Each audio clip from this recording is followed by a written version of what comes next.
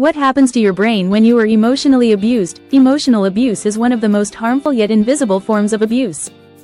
It leaves no physical scars, but its impact on the brain can be deep and long-lasting.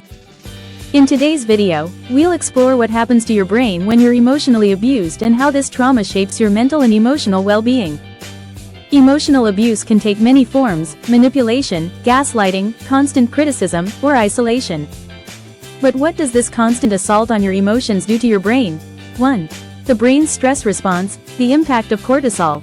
When you experience emotional abuse, your brain activates its stress response. This means that the body releases a hormone called cortisol. Cortisol is essential in short-term stress, but when emotional abuse is ongoing, the brain is flooded with it.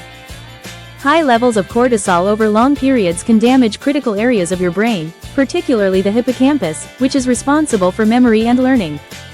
This can lead to difficulties with memory retention, confusion, and even an inability to trust your own judgment. 2. Changes in the amygdala, heightened fear response. The amygdala, often referred to as the brain's fear center, also becomes hyperactive during emotional abuse. This is the part of the brain that processes fear and emotional responses. When you're in a situation of ongoing emotional abuse, the amygdala goes into overdrive. This heightened fear response can lead to constant feelings of anxiety, hypervigilance, and an exaggerated sense of threat, even when no immediate danger is present. It can feel like you're always walking on eggshells, waiting for the next emotional blow. 3. The prefrontal cortex, impairment of decision-making. Another part of the brain that suffers is the prefrontal cortex, the area responsible for decision-making, problem-solving, and impulse control.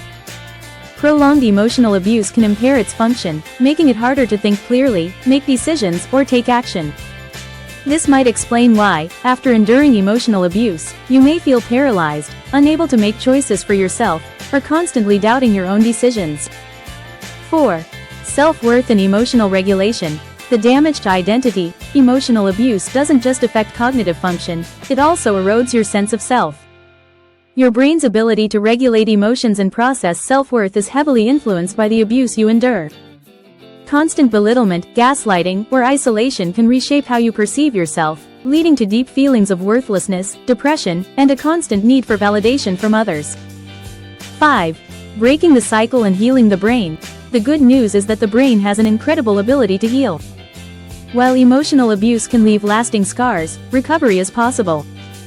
Through therapy, mindfulness practices, and supportive relationships, the brain can rewire itself.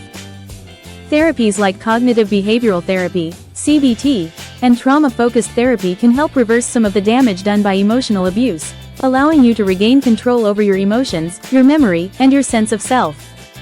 Outro. Encouragement and hope. Emotional abuse may be invisible, but its effects are real and profound. Understanding how it impacts your brain is the first step in healing. If you or someone you know is going through emotional abuse, know that help is available. Recovery is not just possible, it's probable, with the right support and tools. Thank you for watching. If you found this video helpful, please like, share, and subscribe for more content on mental health and healing. And remember, you are worth the effort it takes to heal.